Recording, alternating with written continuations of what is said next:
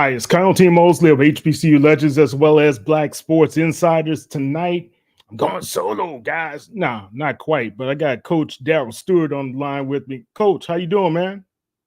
Doing well, Mr. Mosley. How about yourself tonight? Doing good, man. So we're going to talk a little bit about what happened this past weekend in Black college football and talk a little bit about some NFL stuff as well, man. But all in all, how do you feel about what happened this week? Some major upsets in the conference this week, man. Some guys just didn't have their team ready to play, man. And, it's fortunate that, a lot of teams now really can see where they're at and hopefully rebound. But I just think right now that this week is going to decide the East and the West. So, unfortunate, some upsets happen, but clearly, you have to give your hats off to Alcorn State and Jackson State for the job that they've been doing. All right, well, good. I guess we kind of concur there, especially Alcorn being 3-0 in the SWAC West right now. A lot of people at the beginning of the season, they were kind of unsteady how they were performing. Looks like they have settled in. They got a quarterback, right? Yeah.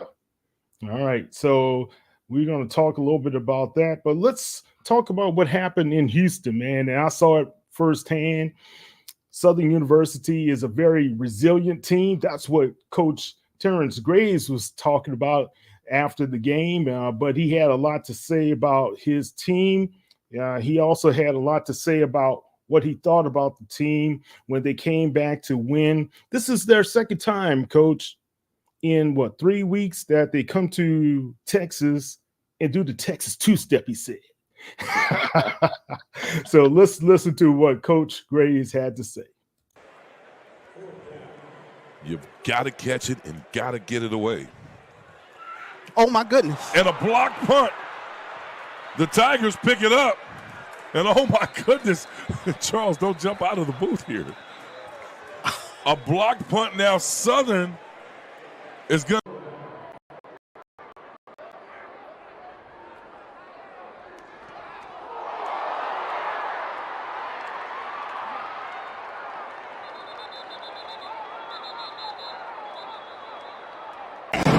Coach, quick thoughts about this win. It was a hard-fought win. Our team showed a lot of moxie, a lot of guts, a lot of resilience. It was tough to play.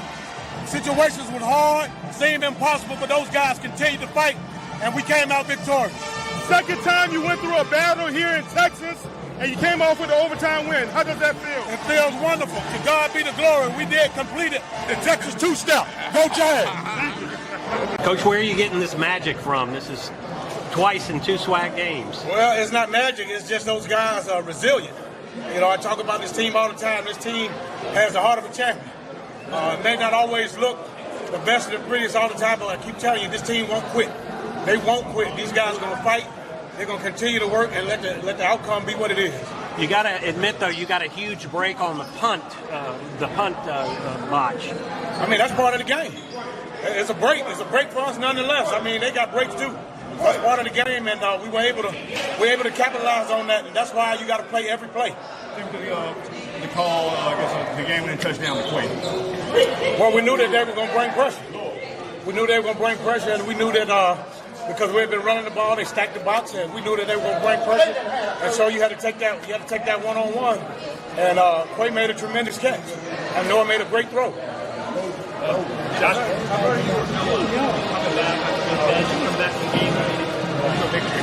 again, it's just like, hats off to him. Guys are ready. They stay ready. We always tell them, if you stay ready, you don't have to get ready. And so regardless of the adversity and things of that nature, he stayed focused, he stayed locked in, came out and did a good job. What is it? Talk about the win. Well, first of all, I want to give all glory and praise to the man up above. Without him, none of this would have been possible. And I'm just grateful that he put me and my team in the position to even have this type of outcome. But with that being said, it was a hard-fought win all across the board. We started off slow, and we're no strangers to coming back. So it was just a hard-fought win. How did you feel when they pulled you? What was going through your mind coming back in? Yeah, so I sprained my ankle in the first quarter, and it was a little messed up at first, and I took some medicine. When it kicked in, I hopped right back in the game, and that was it. I wasn't really thinking too much of it. I knew that my fellow brother T said he was going to take care of business. What is it about this team? How they play comebacks? Yeah, it's not ideal. It's not. We don't. I mean, of course, we want to win the game, so we got to just start off faster. That's all. We got to figure out what it is that's making us start off slow. We got to fix it. Is it cardiac tanks? Can we say that now? Nah, I wouldn't say that. Nah, I wouldn't say that. Take me through the play call you to Quay. Just take me through the process. Yeah, I mean, shoot, Quay's a baller. And mind you, he came from this school, so we knew he was gonna put the ball in the playmaker's hand, and he was the person we called on to do it. He made a play for us, just like he always does. Yeah, we went to Houston, Texas, to take on Texas Southern University. It was a great environment, great weather, great crowd, a lot of energy in the Shell Energy Stadium. Texas Southern, Coach Dishman had those guys fired up, ready to go.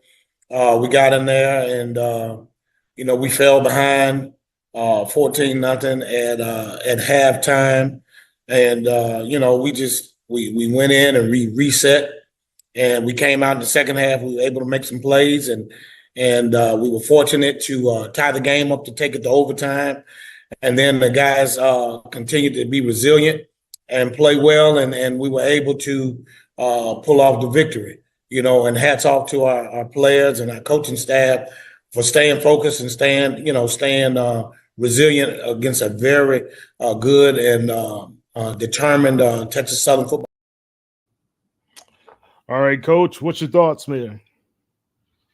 Yeah, Coach Graves, his team fought to the very end, Kyle. And, it's unfortunate that Texas Southern made a mistake at the end and Southern University capitalized on it, But I have to give hats off to Coach Graves. His guys fought to the very end. Right. And Southern University came out victorious. Yeah, Southern outgained Texas Southern 167 rushing yards, 187 passing yards. They also had more first downs, 19-14, but they found themselves trailing at the end, Coach. But when it came down to that pivotal punt or not punt, the decision was made by Coach Dishman to go ahead and punt the ball and not take the safety. That's been a point of contention with some of the fans about what happened at the game. What's your thoughts as a coach? Yeah, clearly, I know what's going through his mind right now at the point of the game, but he probably was trying to let his special team coordinator handle everything. But as a head coach, it falls on you. Clearly, he should have took the safety. But I thought Texas Southern didn't do a great job of managing the clock. Right. They had the ball with 2 minutes left.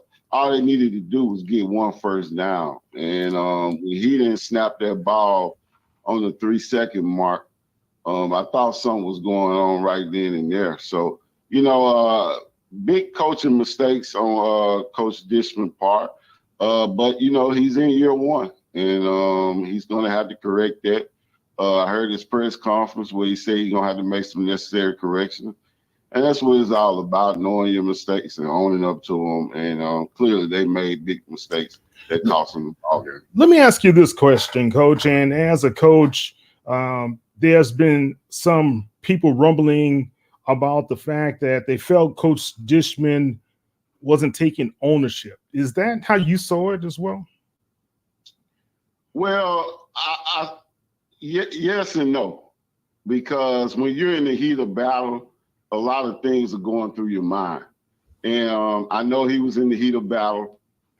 And sometimes you don't think before you say things. And, I heard him as well. I heard his press conference where, some of the things that he said. Well, I wouldn't have said as a coach. But, every head coach is different. Every head coach has their own philosophy. And so, it starts with you. It ends with you, and it starts with you as the head coach. I'm not gonna criticize him. He's in that learning mode of year one, and so you're gonna make mistakes. What do you? But let me ask you this, Coach, because you don't want to get into pointing fingers and saying somebody should have said this, shouldn't have said that. And I know reactions right after the games could be very emotional for a coach as well as with players as well. I saw the emotions from the Texas Southern guys deflated. I saw the jubilation from the Southern Jaguars, and then you saw some guys chopping at each other, and that's to be expected as well.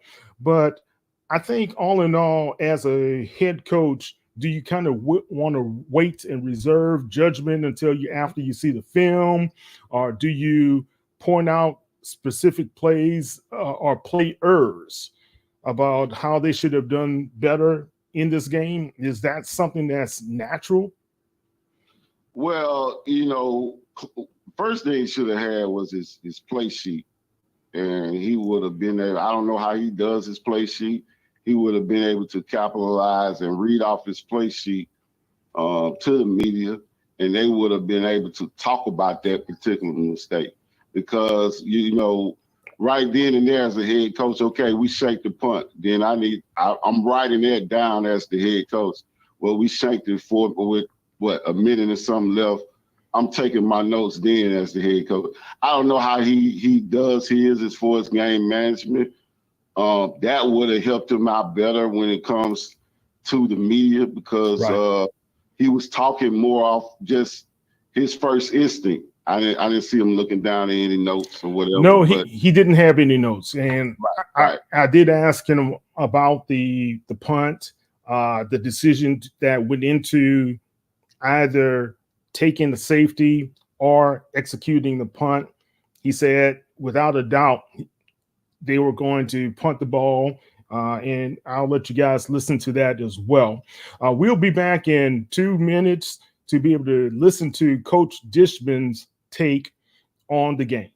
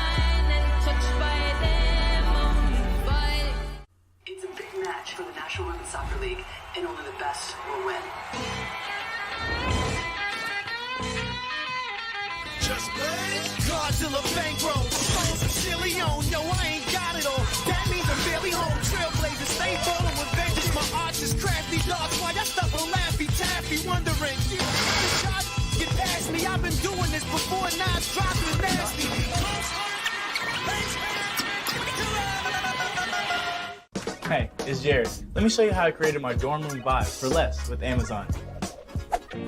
I have tons of different clothes. I have some pajama pants, more pajama pants. People say I have too much. I don't really listen to people. I love to journal. I got my gratitude journal, I got my mantra journal, and I got my 5-minute journal. And I got a package from Amazon. Let's see what we got for today. This is perfect. This is my journal that I journal about journaling. Dear Diary, I wish I had more PJs. Amazon fall favorites are here. Save on fashion, home, beauty, and more. Shop Amazon fall favorites now. When I push, I feel good. When I push, I feel good. When I push. Feel better more. I feel good. When I pull, I feel good. When I push. When I push, I feel good. When I pull, I feel good.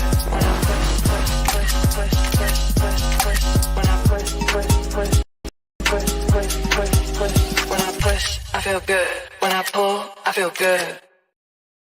All right, Kyle T. Mosley from the Black Sports Insider is here with you tonight. I have Coach Darryl Stewart on the line with me. He is on the phone. He's from the HBCU Legends podcast that he and I share as well. Coach, let's hear what Coach Dishman had to say because he has some very interesting takes on the game. Coach, can you recap the game for us? We didn't do enough.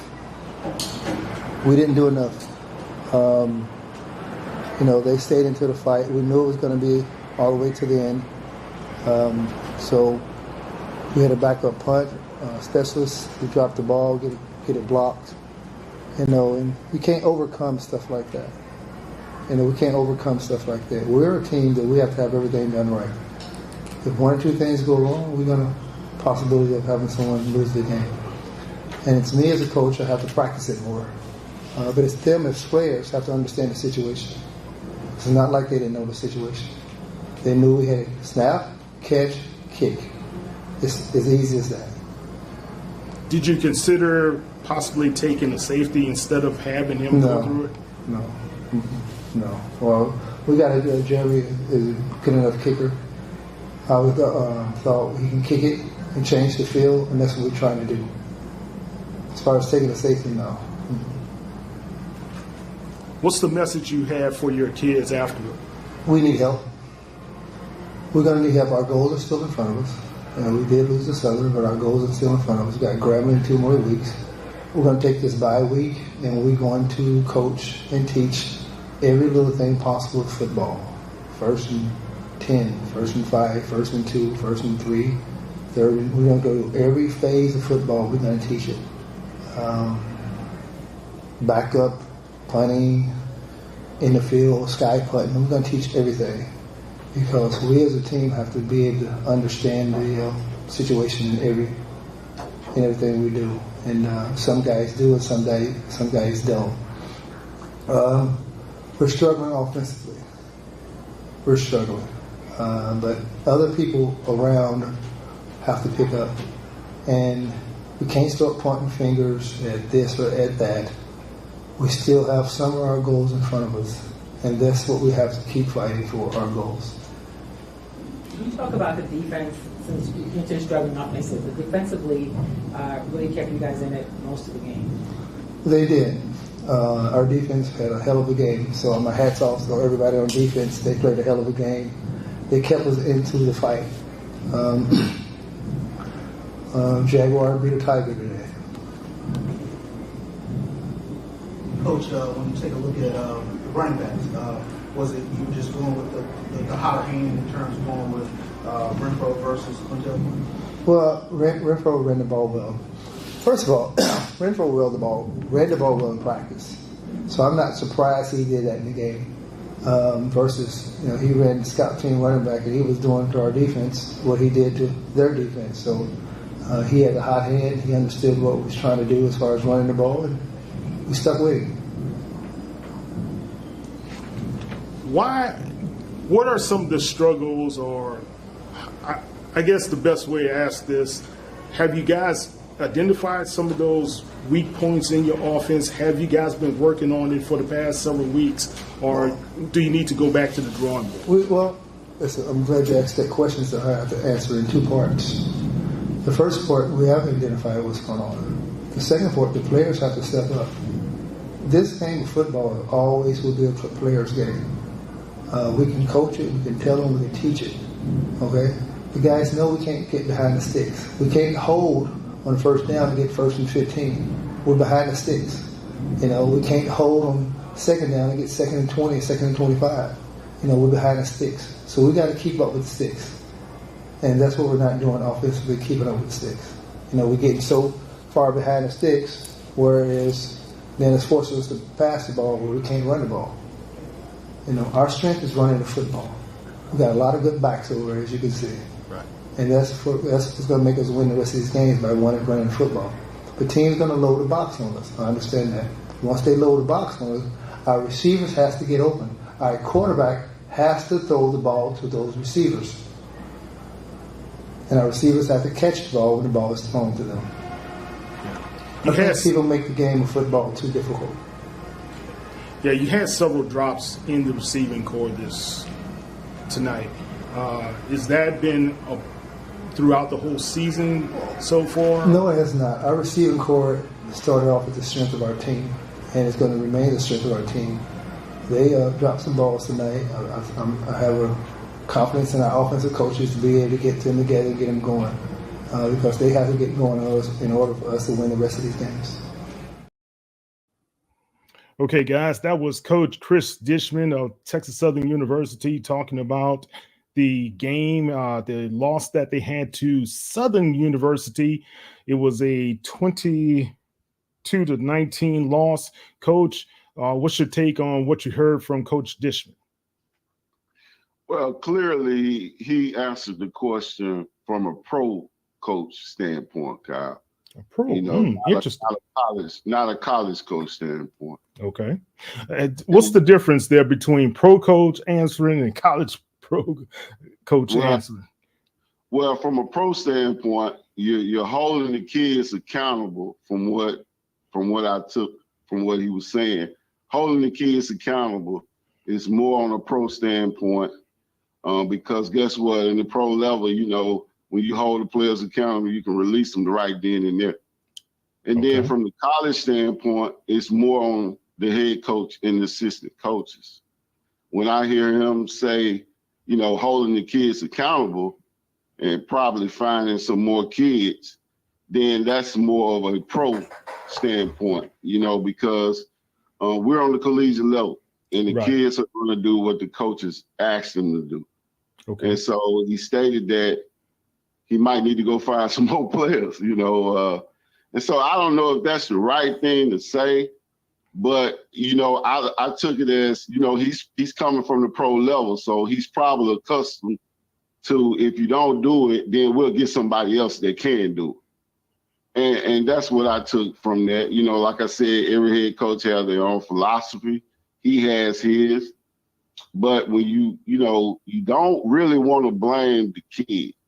Now, I didn't take it as him blaming the kid, but when you hear your head coach say he's gonna find some more guys or replace the guys that he has, then clearly that's a red flag. So, let's hope he can get it right and they can get ready and rebound for next week. Okay, everybody out on YouTube, if you're listening to the program tonight, and if you kind of agree with Coach in his analysis there, do you believe that there should be accountability or kids being pointed out for misassignments or mistakes out there at this time and at the collegiate level? Because some people would say, Coach, you're a young man, you're a young adult, you're playing a grown-up game. You could be able to take the hits and take the criticism. Right. Well, the natural thing to do, Kyle, on the collegiate level is to grade your kids out. I'm sure Coach Dishman and his staff is doing that. They're grading their kids and giving them the grade sheet, grade report, and do the meetings off the grade report. And, what are their mistakes? What are their strengths? What are their weaknesses? And capitalize from there. Whereas in the pro level, you miss a couple passes or you miss a couple tackles, we can bring you in, we can release you right then and there. So it's a little bit different, but they have a chance to correct it on the collegiate level. But on the pro level, you don't have a chance. You're limited to mistakes. And I think the accountability is different. Now, I will say this, kudos to the NCAA, because at the end of the year, it is now a legitimate cause on releasing a kid. They don't have to keep a kid after 1 year anymore. So, if the kid doesn't, hold up to his accountability or hold up to his potential, then guess what? We can release him at the end of the year. Okay. Interesting. Jace Wilson, he finally got a chance to start once again. I think the last start he had was against Rice University. Tough outing then. He had a pick six and he sat down for the rest of the game and didn't play for 3 games until this game. And what were your thoughts about his performance? Yeah, I thought Jace had a great game. You know, he didn't make a lot of mistakes. He managed the game well. And, you know, when you look at the game, they dropped a couple of his passes. So I More thought than I think it was around 4 or 5 drops, to be honest. Right. So I think he did a great job at the quarterback position. Look, clearly this game is a heartfelt loss to Texas Southern. Mm-hmm.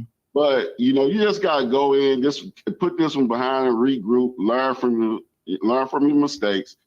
Clearly what people are going to say, this was a big coaching mistake. But you're allowed to make a mistake. You know, you learn from this, correct it. You know, I'm glad he's not at Jackson State or Southern. They probably would have fired him. But you know, okay. But you know, let's just hope he can rebound from this, Kyle, and get ready for the next one. All right, let's listen to what Coach Dishman had to say today at the SWAC press conference. Well, I was very pleased the way our defense would play. They came out, had high energy, and played a heck of a game for us. But as a team, you got to have all 3 phases in order to win. And Southern had all 3 phases, and so that's why they won. Appreciate those opening comments, Coach. First question goes to Perry Daniels. Good morning, Coach. Mr. Daniels. Coach, your team seemed very well prepared for Xavion Tset when he came into the game, getting a pick 6 on the very first play of the game. What was it that you all saw during the week on film that had you all so prepared for that? Well, we have some good defensive coaches, first and foremost. We always scour through the film and try to watch for any little tip that we can get on a team. Then we try to scour through the film and try to find that and try to use it as our advantage. And specifically regarding him, what is it that you saw? Well, don't we play these guys again next year? Oh, okay. Oh, fair enough. Fair enough, Coach. I do have another question though. So your team, you openly stated what your 3 goals were with us, and now one of those goals are in jeopardy in winning the SWAC, which puts the 3rd goal of winning the Celebration Bowl in jeopardy. What is the message to the team now? We're still alive.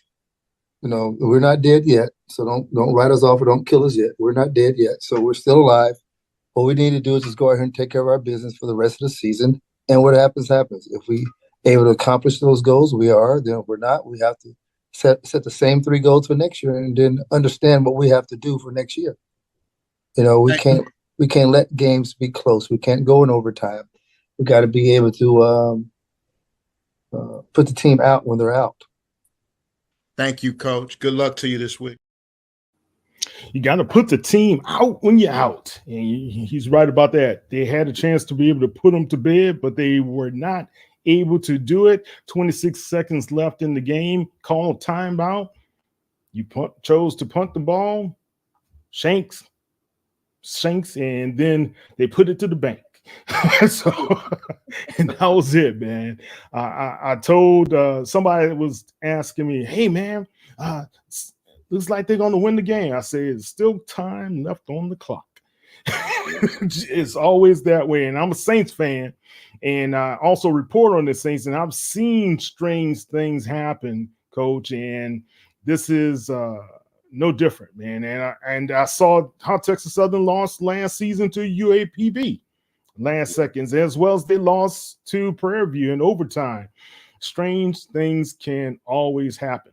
Look, we're going to be back in 2 and 2, so we can be able to finish up with talking about HBCU football. We got some exciting news about a couple of games, and we have some teams that perform very well and some players that perform very well as well. We'll talk about those guys in 2 and 2.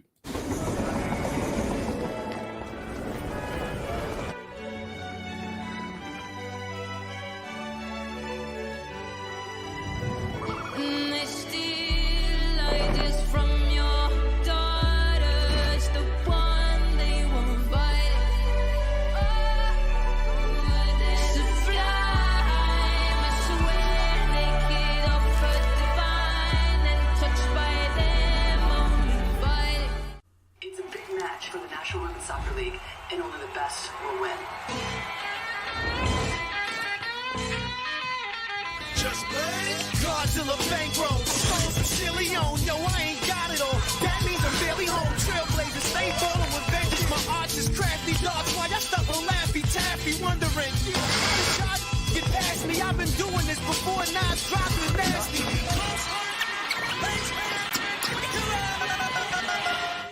Hey, it's Jared. Let me show you how I created my dorm room vibe for less with Amazon. I have tons of different clothes. I have some pajama pants, more pajama pants. People say I have too much. I don't really listen to people. I love to journal. I got my gratitude journal, I got my mantra journal, and I got my 5-minute journal.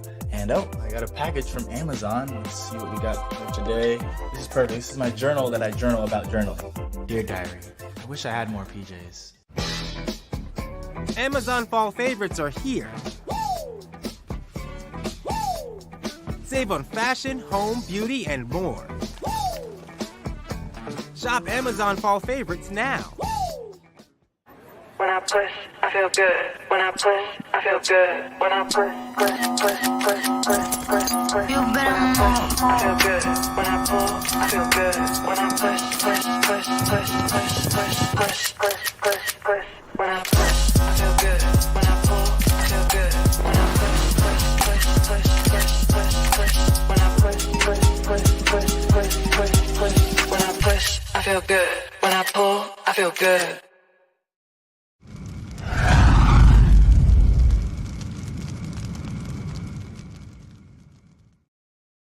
All right, this Coyote Mosley of Black Sports Insiders here with Coach Darryl Stewart on the line. Coach, last thing, you don't want to keep on beating on a dead horse, but right now, when you look at the SWAC and standings, are we saying Texas Southern is out, or they still have an opportunity, as well as Prairie View? Because you know it's wacky in the SWAC West. It's gonna be tough, Kyle. I think they should take one game at a time and see what kind of cards they're being dealt, because clearly they have issues in personnel problems, and they got to correct some things on special teams. So it's going to be tough. I think the West right now is going to be decided between Southern and Alcorn. Okay, all right. So the Braves are going to, I guess, fulfill all the dreams from the coaches and the SIDs at the beginning of the season when they were chosen to be the representatives out of the SWAC West. But we got a showdown that's coming up in in your neck of the woods there, Coach, with your alma mater, Jackson State. Yes, sir. All right. FAMU, Jackson State. How you see it, man? Well, you know, shout out to TC Taylor. If he have his team ready to play, I don't see it being close. A lot of people saying, you know, time out. What'd you say?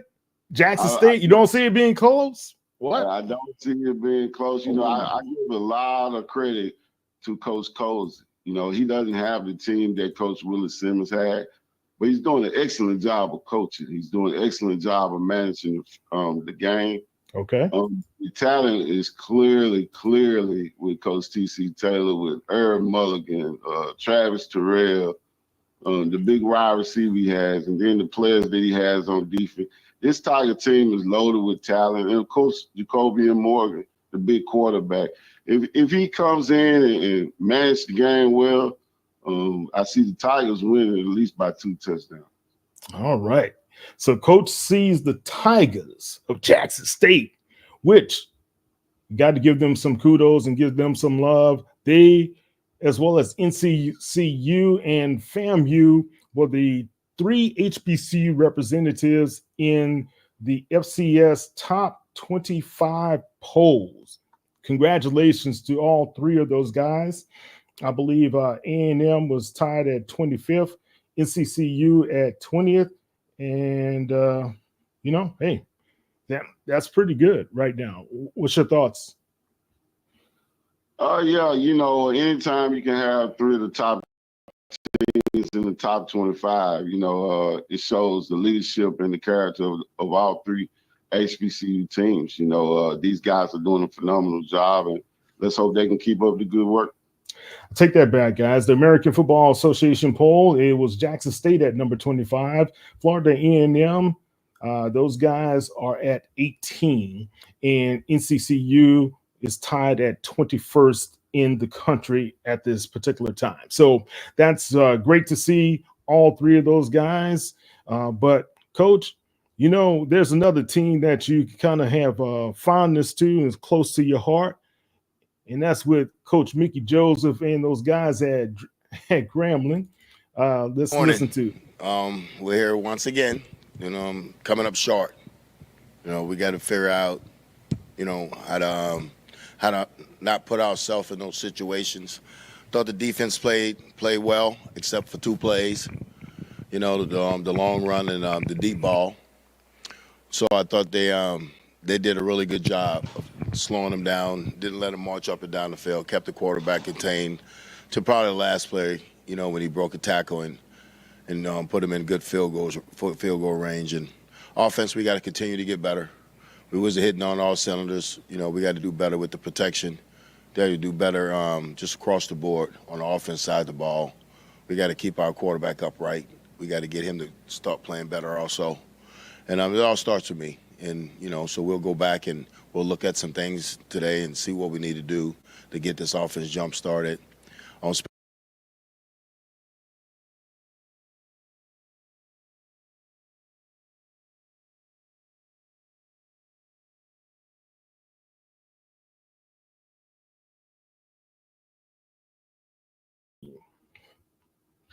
Well, you know, right now, I think they're trying to do something that Miles is not accustomed to doing.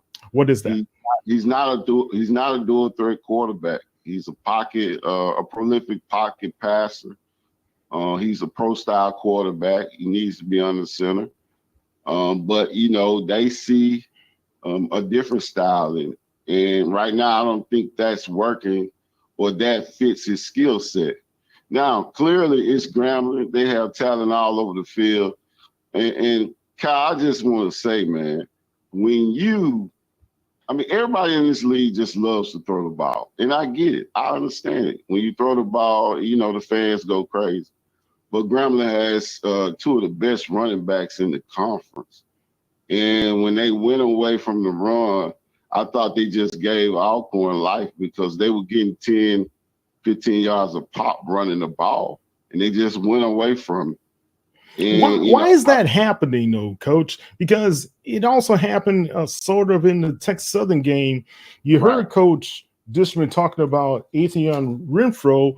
He did a great job. He was outrunning guys. He was like a hybrid between Marshawn Lynch and the bus there, right? He was really giving it to them, and then all of a sudden they got away from him. Yeah. Well, now the receiving core are better in the conference. You know, receivers are getting drafted at a high rate in our conference now. Back in the old days, you know, you had those first round of guys going in the first round. It's getting kind of back like that.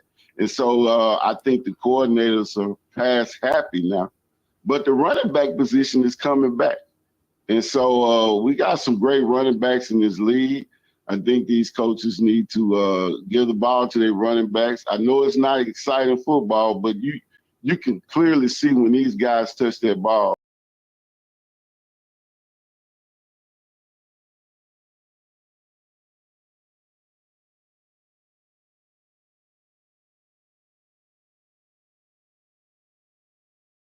Gave Alcorn a chance, and they went in there and they capitalized. All right, let's continue listening to Coach Mickey Joseph of Grambling State University. Special teams, I thought we played well for the most part. We missed some calls, you know, especially calls when they come from the sideline. The kid gets out there to hear something else. So we got to do a better job of just saying, hey, go with the call that's you hear from the sideline. Because I don't know if somebody changed the call, but the kid was confused. The 2 punt returns, you know, was really good. We thought we should have scored on it, but we didn't. So we'll go back and look at everything today. But, you know, just coming up short like that kind of stings a little bit, especially, you know, with the kids. Hey, Coach. All right. Again, you hear another coach talking specifically about a player and what went wrong more than right. Right. Is that, I mean, Mickey doesn't have a pro background like Dishman. Well, you know, you're talking about the preseason SWAC player of the year and Miles Crowley. And you got to find a way, because you don't want this on your coaching resume that you couldn't get the preseason guy to perform at a high level. Clearly, this kid is a pro, you know, so you got to find a way to find his skill set and make him capitalize at what he's doing, Kyle, because the kid didn't play bad. He had that one interception where he was scrambling or whatever. But I think right now they're trying to make him do something that he's really not skillful at. I just don't think he's a dual threat kid. He needs to be on the center where he can run that ball, do a little play action, and throw the deep ball, what he's good at. And I think Grambling still has a chance, Kyle. They just got to go back to the drawing board. The defense plays lights out. Coach Doolin and that offense has to get it together. And I'm quite sure he's going to do that. But right now, I think it's just not Grambling. I think a lot of our teams they love to throw the ball, man, when they have talented running backs like Texas Southern, Grambling, and Jackson. Is that why you feel there's a inconsistency in some of the offensive outputs that we're seeing right now in the SWAC? You're right. You hit it dead on the nail. You know, we got to be more of a balanced attack. You know, you got to be able to run it and throw it, but you got to know when to do that. And, you know, just get into a rhythm. These guys are veteran coaches. They know what they got to do. And so they just got to get it done because, like I say, man, Grambling has one of the best running backs in the conference. Okay. All right, guys. If you kind of, I want to hear your outputs out there. If you're going to listen to what we're saying on YouTube or even in some of the chat rooms, just go ahead and just tell me how you feel. Let's see how your thoughts are. We able to take some questions as well. So that those are some pretty good analysis that you have there, Coach. And I think right now, when you look at the SWAC and you look at the standings there and some of the scores, you have to say right now we see a separation that's starting to occur, right? Pine Bluff, that upset over Prairie View. A lot of people thought Prairie View was going to win. They were 7.5-point favorite.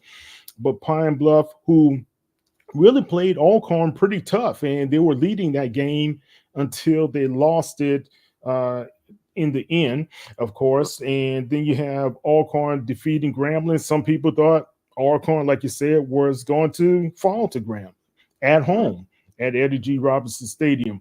Then you have Alabama A&M that just whooped up on Bethune-Cookman 56-12, and as well as Alabama State 54, Mississippi Valley State 17. Now, this is a very interesting game right there. The young man that has been a quarterback for Eddie Robinson Jr. for 3 weeks had a great game, and he also was the SWAC co-offensive player of the week. And that's Mr. Key. What do you think about his performance? Outstanding kid. I think they have a bright future with this kid at quarterback. But I've talked to some people in Montgomery, and it's kind of hot down there, Kyle. You know, they hadn't got over the Andrew Body situation. And, you know, let's face it, you know, unless Jackson or FAMU messes up, you know, Alabama State, you know, they might be out of the race. And so this is year 4 for him. This is the year that they thought he was going to get it done. Clearly it didn't happen. And so unless something else occur, you know, it's hot in Montgomery right now. Okay, Coach. Hot in Montgomery. It wasn't that hot when I was there 2 weeks ago, but yeah, well, the Rattlers did burn it up on the field afterward. So, but it was pretty good to see. Let's take a short break, guys. We're going to be back to be able to wrap up the show. But, Coach, you bring some good analysis to everybody. And don't forget, guys, you can check us out at hbclegends.net, where I write for Sports Illustrated, and it's a great time that we have that we're giving you guys some good content. Matter of fact, Alabama State and Alabama A&M in the Magic City Classic, Coach, they've been elevated up to ESPNU. All right, so we can talk a little bit about that when we get back as well. Okay, so here we go.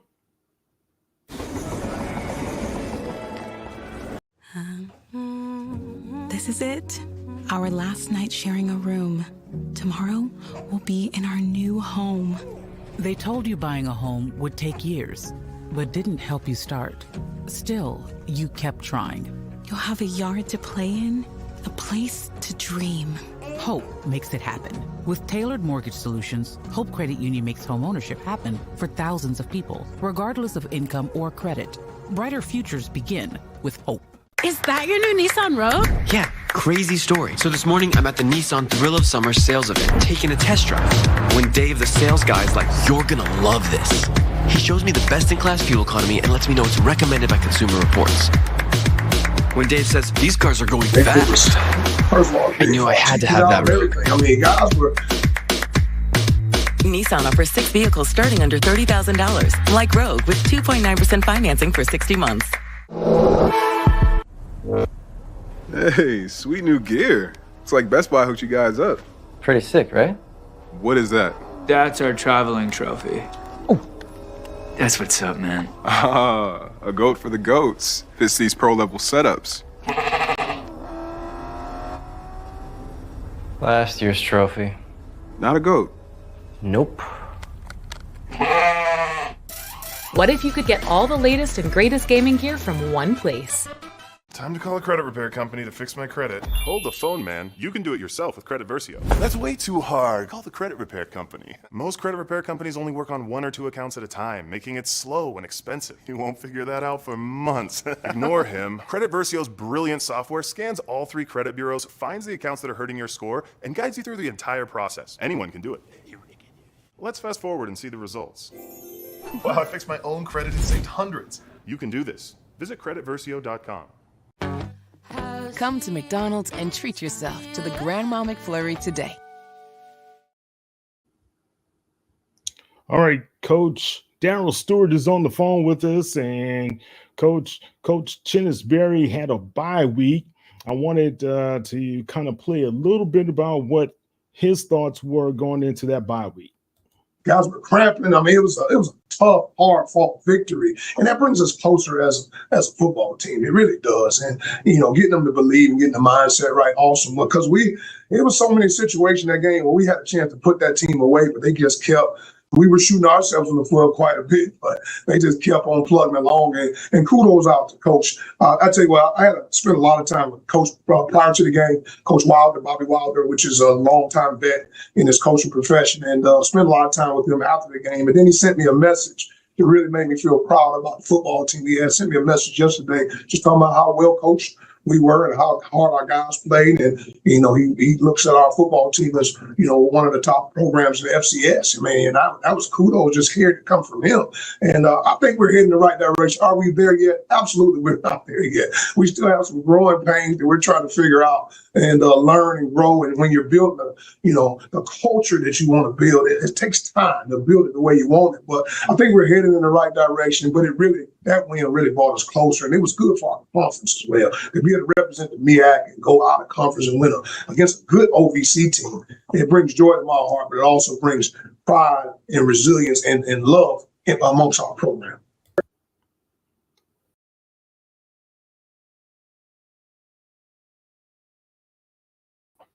That was Coach Chennis Berry. What are your thoughts about what he's doing for the Bulldogs at this time? Oh, man, Coach Chennis Berry, one of our big icons in the conference and in HBCU. I think he's doing an outstanding job revitalizing that program at South Carolina State, man. He's in the hunt. He might be the only team that can give North Carolina Central a scare. And so I just think right now he's doing an outstanding job at South Carolina State. And he might do it in year 1, Kyle. And so it's always a chance, right? Yeah, It's always a chance. He's had some outstanding wins, but that game between South Carolina State and North Carolina Central, it could be sold out. It's going to be on Halloween, guys, in Orangeburg. Man, we're talking about some Phantom of the Opera type of stuff. Some what's that, Ichabod Crane type of stuff happening down there. Look, Tennessee State, they had a big win this past week against Eastern Illinois, and it's a big win because that program has been taking a lot of hits from their OVC conference foes, and to be able to win definitively as they did on homecoming, is Eddie George turning that program in the right direction as well? Eddie George is doing an outstanding job at Tennessee State, and shout out to the Tennessee State administration for giving their first-year head coach time. They didn't come in and rubber his feathers, Kyle. They let him run his program, and Eddie George is responding. This win right now solidifies him as a top head coach in HBCU football, because I don't think they've beaten Eastern Illinois since the Cole Brothers days. And so, hey, he's doing an outstanding job there. He just got to keep up the good work, and he's in the hunt to win the OVC. Am I correct? Yeah, he is. So, he's following his process. He's doing an outstanding job. Let's hope they can keep him, Kyle. That's a good point. Who will come knocking on his door? The Towson Tigers shut down Coach Odoms and Norfolk State Spartans. We talked about this on HBCU Legends podcast. Coach Odoms, man, a good guy, but it doesn't look like it's going to be sustainable at this point. Am I correct? What's your take? You hit it dead on the nail, Mr. Mosley. I just think right now the culture has ran its course, and he tried at Norfolk. Coach Odoms is an outstanding coach, but sometimes it just doesn't happen. And when you're trying to revitalize those struggling programs, it's gonna take time. And that's what my wife said about me. When trying to revitalize your old body, Cal, it's gonna take a lot of time. Well, you must have been listening to those tapes there she put out.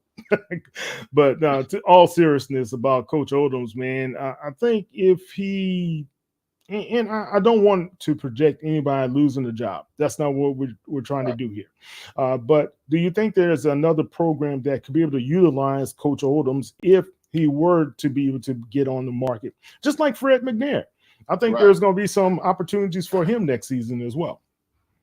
Well, you look at what Coach Odoms did at Southern.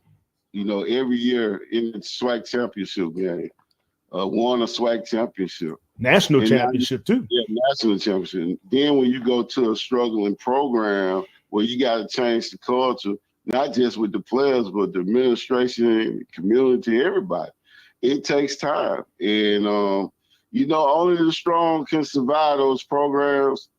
And, you had a lot of people saying before he went to Norfolk State, why did he do it? But, he's a good coach. He wants to coach. And I think a program like a Bethune could use him. If not as a defensive coordinator, I think he can help he can help some programs in HBCU as well, like Coach McNair is doing at Southern. So definitely, it just takes time, Kyle. Yeah. All right. The Hornets of Delaware State, we kind of anticipate they would fall to Robert Morris. Tuskegee, the Golden Tigers, they took care of business and they got rid of Lane Dragons. They vanquished the Dragons. I had Tuskegee to win, though. Yeah, you did. I remember them. They did. They took care of business. NCCU really took care of business, and they just shut down the Dragons of Virginia Lynchburg, which this is the second game in a row that Virginia Lynchburg did not score any points. Last week it was with Texas Southern at their homecoming, 28-0. The Trojans of Virginia State rebounded and they defeated Bowie State. Wow, Bowie State is moonwalking at this time. So I don't like what's happening there, but it's happening. But Coach, the Trojans, they're still in the mix over there to try to win that CIAA. Benedict lost to the Thoroughbreds of Kentucky State. Man, now that was a shock. Yeah, that was a big upset, 23-21. And Virginia Union, they took care of business against Elizabeth City Vikings, 35-0. The Yellow Jackets keep on winning at West Virginia State. They defeated the Concord Mountain Lions. That was a big win for that program as well, because a lot of people believe the Concord guys were going to go in and win. What's your thoughts about Virginia State, West Virginia State at this time? You know, I had West Virginia State to upset them, and they must have been listening. They were listening to you, Coach. They clearly went in with a game plan and had a great victory. But, you know, big win for their program, and let's hope they can continue the success. Okay, and the Howard Bison.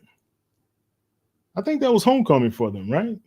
Right. Yeah, they took care of Sacred Heart, man, 21-14. I thought the VP and the presidential candidate Kamala Harris was going to make an appearance. I didn't hear anything, so she must chose to do something different. Winston-Salem State, the Rams got back in the winning column against Shaw Bears, 34-14. All right, Coach, let's kind of wrap this up right now. If we look at the state of HBCU football, who are the top 5 in your opinion? Well, right now, number 1, of course, Jackson State Tigers. Number 2, the FAMU. Time out. He said, of course. Now, that's spoken like a true Jacksonian. Hold on. Jackson State number 1. Go ahead, Doc. FAMU at 2. FAMU number 2. All right. And then I have Alcorn at 3, Southern University at 4, and Grambling State at 5. Okay, hold on. Let's go over this again. JSU number 1, right? Then FAMU number 2. Then Alcorn number 3. Yeah, I got Alcorn number 3. Over NCCU? I thought you was talking about the SWAC. Oh no. Okay, no. Let's talk about all HBCU football. Now it's making sense. Okay. Yeah. Okay. I just thought you were talking about this. Well, we're talking about everybody, of course. NCCU at 1. Okay. Jackson State at 2. FAMU at 3. South Carolina State at 4. Okay. And Alcorn at 5. South Carolina State at number 4, you said? Yeah. All right. And who's number 5? Alcorn. The Braves. Oh, man. How did Braves jump all the way up to number 5?